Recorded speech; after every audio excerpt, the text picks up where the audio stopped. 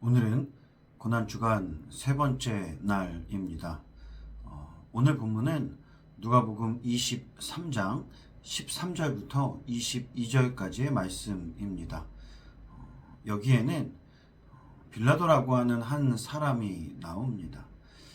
예수님을 십자가에 못 박게 했던 결정을 내렸던 어떻게 보면 십자가 사건의 주범이라고 이야기할 수 있죠.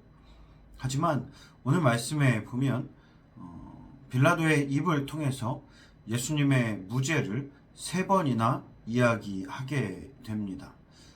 첫 번째는 빌라도가 직접 이 사람에게서 내가 죄를 찾지 못했다라고 이야기했고, 그리고 두 번째는 헤롯도 이 사람에게서 죽을 죄를 찾지 못했다라고 이야기하죠. 그럼에도 불구하고 백성들이 소동을 피우고 예수님을 십자가에 못 박으라고 이야기하니까 다시 한번 이 사람이 죽일 만큼의 죄를 짓지 않았다라고 이야기하죠. 결국 빌라도는 예수님이 죽을 죄인이 아니라는 사실을 알고 있었습니다. 그런데 문제는 무엇이냐면 그가 가진 힘과 권력과 그리고 그가 가진 권한, 그 모든 것이 예수님을 살릴 수 있는 상황이었음에도 불구하고 그는 결국 예수님을 십자가에 내어주게 됩니다. 아는 것과 행하는 것은 차이가 있습니다. 빌라도는 분명히 예수님이 죄인이 아니라는 사실을 알고 있었습니다. 하지만 빌라도는 자신이 아는 대로 행하지 못했습니다. 주변의 환경을 탓할 수도 있습니다. 백성들이 계속해서 요구했기 때문에 어쩔 수 없었다라고 이야기할지도 모릅니다.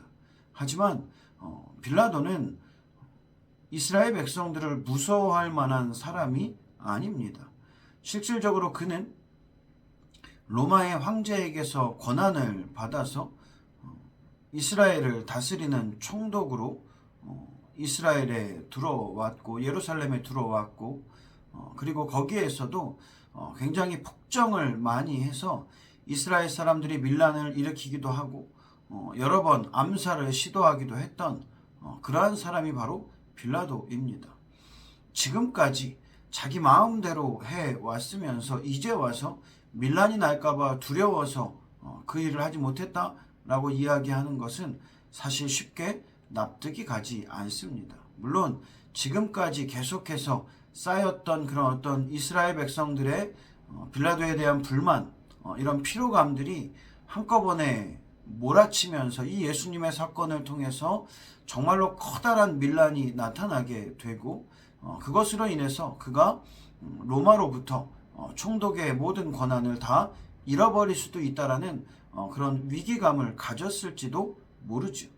하지만 그것은 결국 결과론에 지나지 않습니다.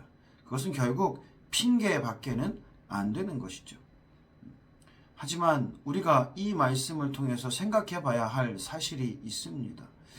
우리의 행동, 우리의 삶의 모습이 혹 이 빌라도와 같지는 않은지 다시 한번 생각해 봐야 한다라는 것이죠. 우리는 무엇이 진리인지 압니다. 너무나 잘 압니다.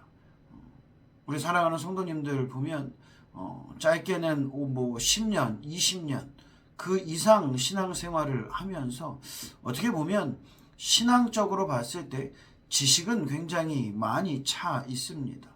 무엇이 옳고 그른지, 어떤 것이 하나님이 원하시는 일이고 어떤 것이 세상적인 일인지 우리는 다 구분할 수 있습니다. 하지만 여러분들은 아는 대로 행하고 계십니까? 여러분들이 살아야 할 방향, 여러분들이 나아가야 할 그러한 삶의 방향대로 여러분들은 잘 나가고 계십니까? 사회가 바빠서, 경제적으로 어려워서, 내 가족들이 예수님을 믿지 못해서, 혹은 주변의 지인들, 주변의 상황들이 나로 하여금 신앙생활 하는데 온전히 신앙생활에만 올인하게 하지 못한다라는 여러 가지 변명들, 결국 빌라도의 말과 행동, 그리고 우리의 말과 행동이 크게 차이가 나지 않는다라는 사실입니다. 빌라도는 예수님이 죽을 죄인이 아니라는 것을 알고 있었지만 예수님을 십자가에 못 박아 죽이는데 예수님을 내어 주었습니다. 우리는 진리의 길이 무엇인지 알고 있고 하나님이 원하시는 삶이 무엇인지 알고 있지만 그렇게 살지 못합니다. 오늘 하루를 살아가면서 주님, 정말로 내가 아는 만큼 살아가고 있습니까? 내가 하나님을 아는 지식만큼 나의 신앙이, 나의 믿음이 굳건합니까? 다시 한번 질문해 볼 수 있는 하루가 되었으면 좋겠습니다. 그리고 우리에게 부족한 모습들이 있다면 그 부족한 모습들을 주님 앞에 내어놓고 회개하고 잘못된 길에서 돌아설 수 있는, 결단할 수 있는 하루가 되시기를 주님의 이름으로 축원드리겠습니다.